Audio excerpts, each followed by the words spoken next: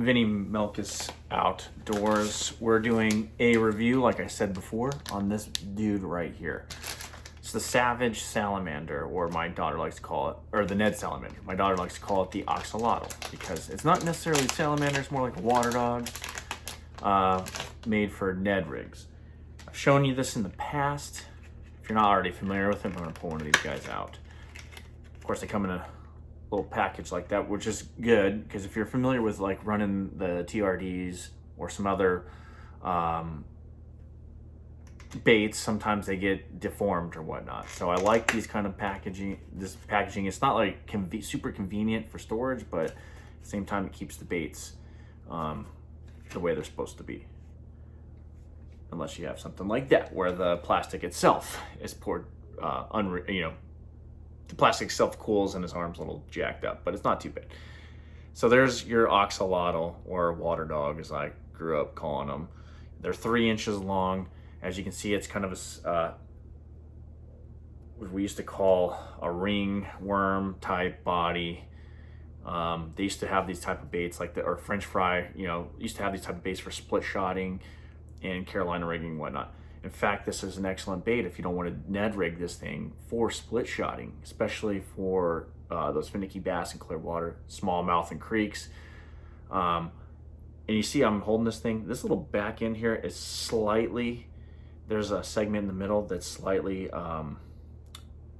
smaller diameter than the front and the back, so it causes it to kind of rhythmic shake a little bit. And you'll notice that if you use a smaller shanked, one of the smaller shanked Ned rig hooks or lead head or whatever mushroom heads, that back end kind of pulsates and moves around a lot more than like a TRD would.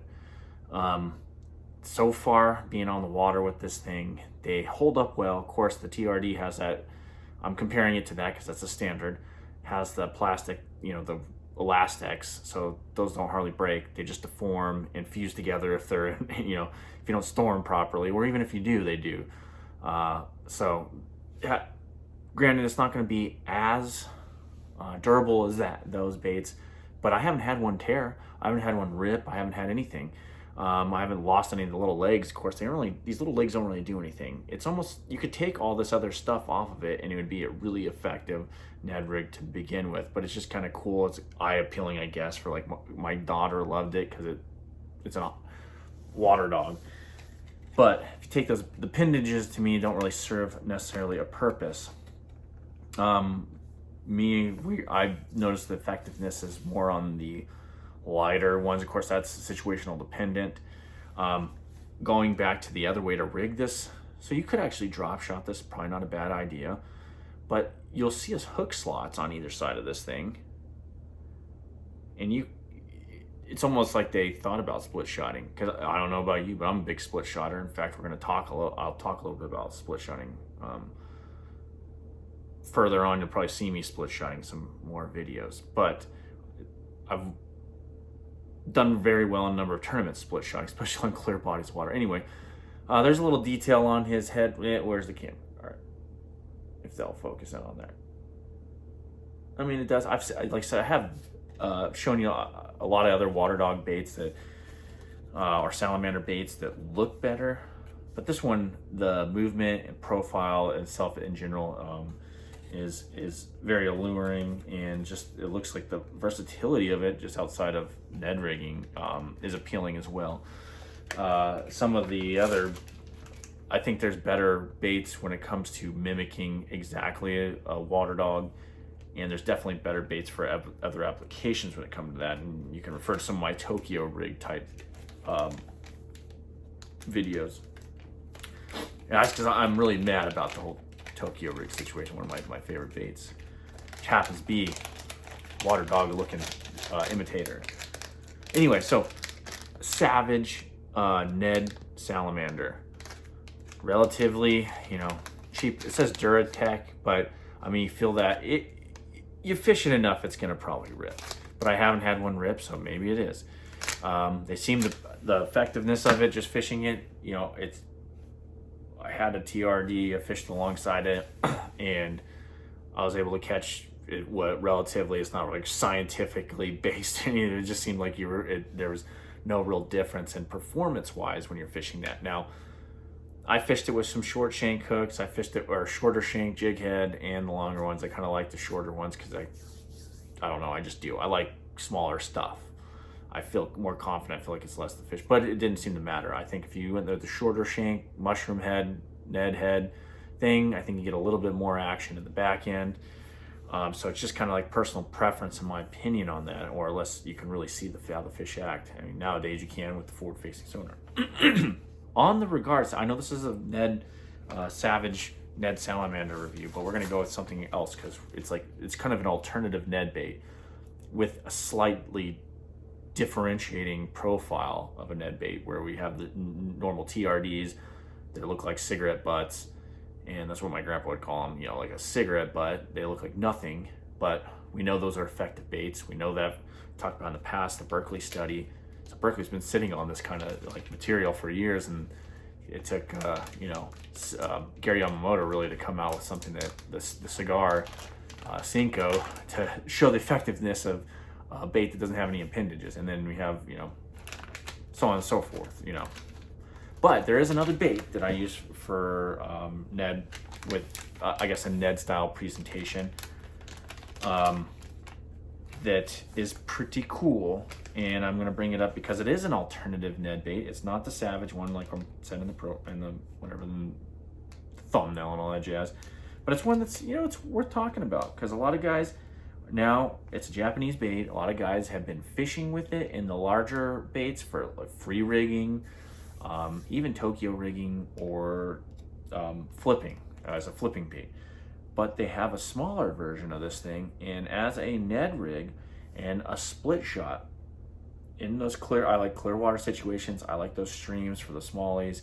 It is this guy right here, and you might, for all you guys that don't know what this thing is, it is the Bellows Gill, and they do make a 2-inch version. That's what that one is, and it is quite the little beast when it comes to throwing it on a tiny jig head, or throwing it on a drop shot, or throwing it on a split shot. Anyway, I was throw that one at you because I just had it sitting here, and I was like, this, in my mind, I was like, that's a Ned rig alternative as well with that Ned Salamander. And I guess finish this off with the Savage Salamander is, I think salamander baits are highly underrated now. There was a time in my life where some of my greatest fishing memories were based off a lizard, and these lizard baits are hugely underrated now, and I love throwing them, especially with a split shot or a Carolina rig, especially on what now they're weightless, especially now what they're considering the cover rig. When growing up, that's a whole nother debate. We'll get that's a whole nother video. We're going to talk about that rig that's going on. But anyway, the lizards, the salamanders, the oxalotls, the water dog baits, they are super effective, and you need to look at them. And Savage has one. Like I said, the appendages and the fact that it is a salamander bait don't really matter. It's just effective Ned rig bait. And I guess I was going down the rabbit hole of salamander imitating baits, and I'll tell you this last story of why these things are so effective, and seeing this stuff in the real life.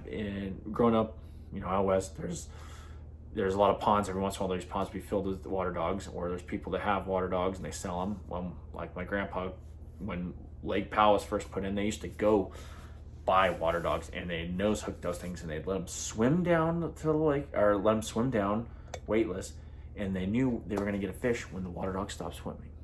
He would stop because he saw something, and bam.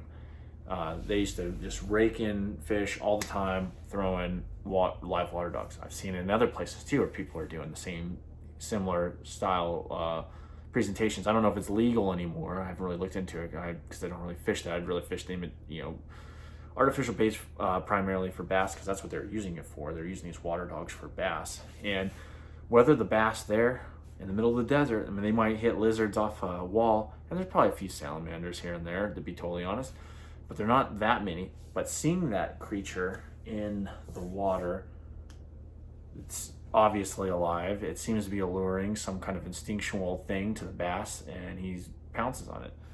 I guess that's just the old story that I like to bring up, that I've seen the effectiveness of live salamanders and also artificial ones, and people seem to be going away from that kind of stuff to the creature base, to these other things, which they are effective as well, but don't look past your axolotl or water dog imitators in whatever form it may be. The split shot rig, the Tokyo rig, the drop shot, even the weightless.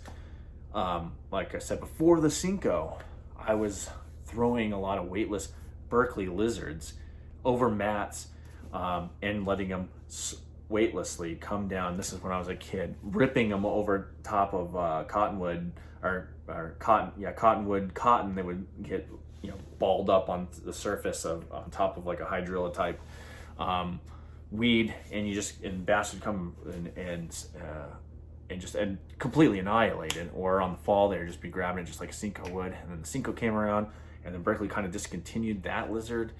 And I heard, if you watch like BTL, they were talking about that lizard actually. It was a triangular shaped back. Very unique. I might even have some rolling around here or in some crevice somewhere. Well, actually, probably my grandpa's yard. But the blue fleck color and red shad, super effective. Weightless style. I would love to recreate that bait just for that. You know, that'd be awesome. Anyway, I'm going to leave it there. A Savage Ned Salamander is a good bait. Now, will it replace the TRD or anything? No. But will it be effective in the arsenal? Yes. And if somehow you can get them cheaper or whatever than you can a TRD, or you run across them, pick them up, throw them. They work, they're good, and they do catch fish. Especially, seems like spotted bass really love those things. Anyway, talk to you later. Peace.